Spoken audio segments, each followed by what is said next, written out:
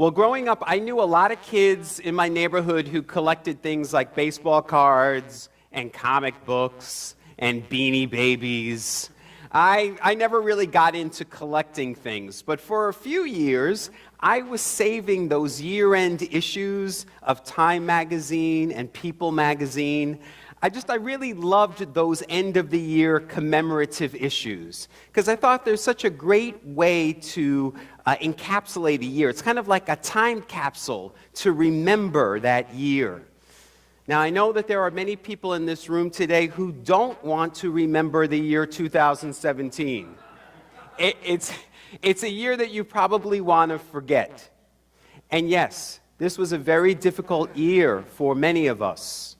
But it was also a very important year.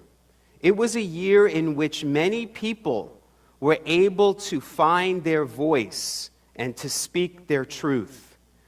I had the joy this week of putting together an end-of-the-year video that I put up on our church's website and on our church's Facebook page.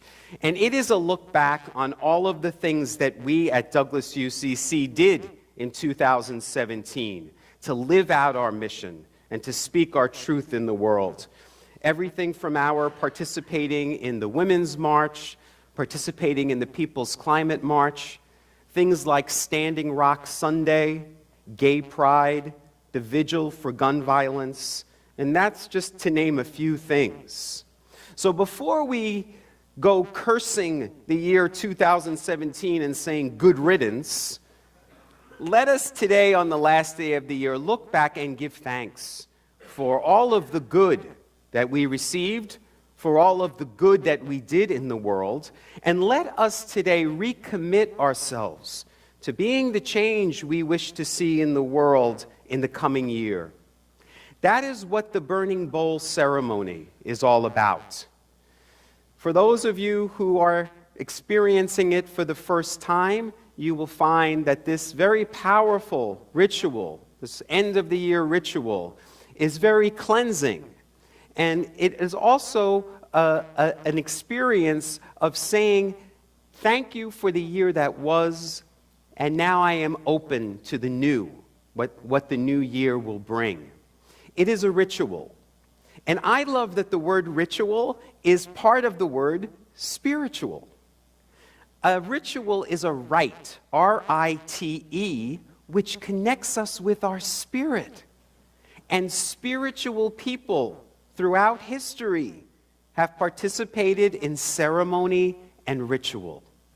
Mary and Joseph were no different. You just heard in today's gospel, they were participating in a ritual. It was required by their Jewish tradition that a firstborn son was presented in the temple in Jerusalem 40 days after his birth. Now, I've shared with you before that the number 40 is probably one of the most spiritual numbers. For example, we know that Moses led the people through the desert for 40 years. We know Jesus spent 40 days and 40 nights out in the wilderness before he began his ministry. And we know the season of Lent coming up is 40 days long. What 40 symbolizes is a time of completion. So Jesus here is 40 days old. And it is, according to their Jewish tradition, a time for him to be brought to the temple. And you heard in the gospel, it is a ritual of purification. That's what the burning bowl is.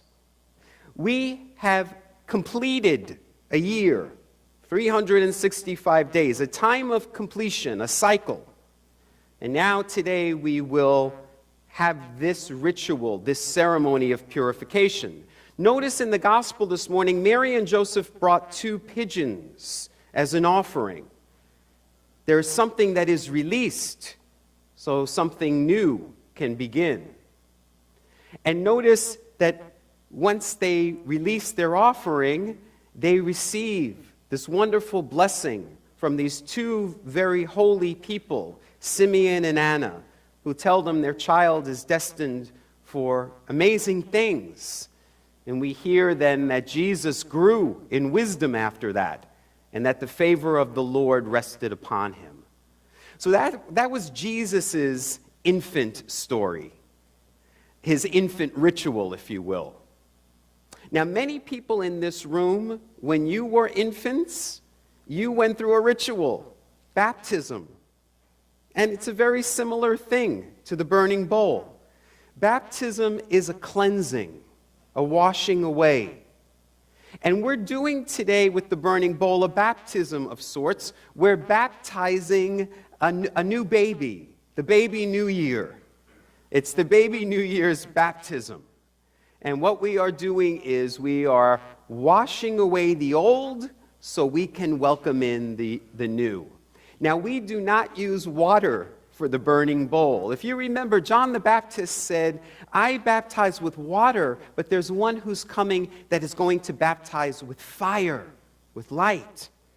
And so today what I'm going to do is I'm going to take the light from our Christ candle, symbolizing the light of the Christ, and I'm going to light the candle here at the burning bowl. We're going to use fire today to purify and transform, to cleanse. We are going to be working alchemy. Some of you may have read that book, The Alchemist, by Paulo Coelho. It's a contemporary spiritual classic. An alchemist is someone who takes base metals and through the process of fire transforms them into precious metals like silver and gold. Jesus was an alchemist. Through the light of the Christ, through the fire of the Spirit within him, he was able to transform water into wine, disease into health, lack into abundance, and death into life. And all of those things, he said that we could do them too. All of us in this room, through the light of the Christ and the fire of the Spirit, we have the power to transform our thoughts, our lives, our nation, and our world. That's what the burning bowl is all about, and it's scriptural. In 2 Corinthians 5, it says, anyone who is in the light of Christ, old things are passed away, and behold, all things are being made new.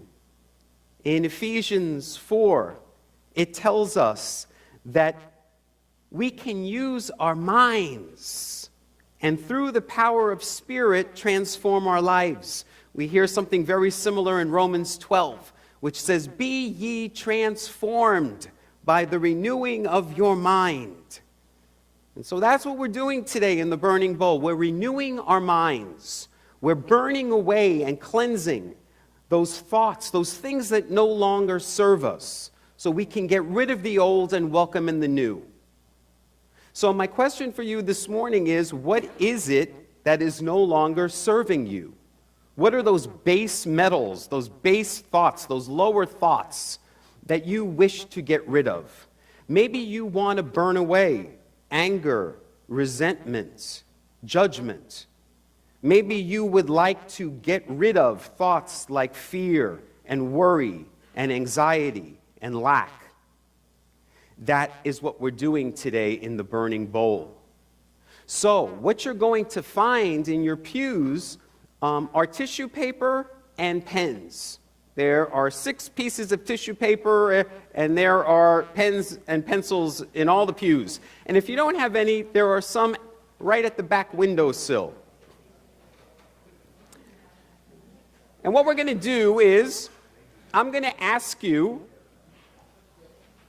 all of you who wish to partake in the burning bowl ceremony today, I'm going to ask you to just take a moment to write down on tissue paper whatever it is that you wish to release on this last day of the year. Now, when you are ready, I invite you to come up, and if you would take your tissue paper and light it from the candle, which came from the Christ light. Now, I'm going to ask you, once you light it, to quickly release it into the bowl. The tissue paper ignites very quickly, so we don't want you to hold on to it and burn your fingers. We want you to light it and immediately throw it into the bowl. And then you can take a moment to look in the bowl and watch your paper burn. And as you're watching it, take a moment to silently give thanks to God for the healing, for the transformation that is taking place.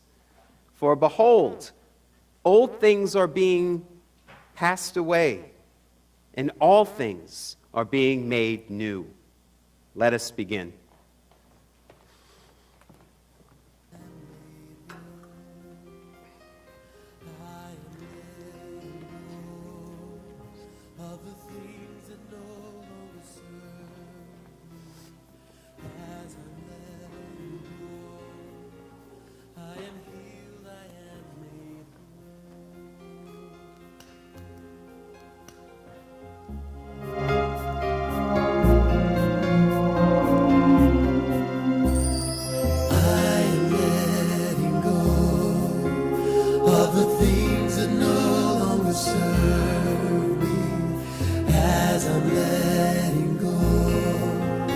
I am here.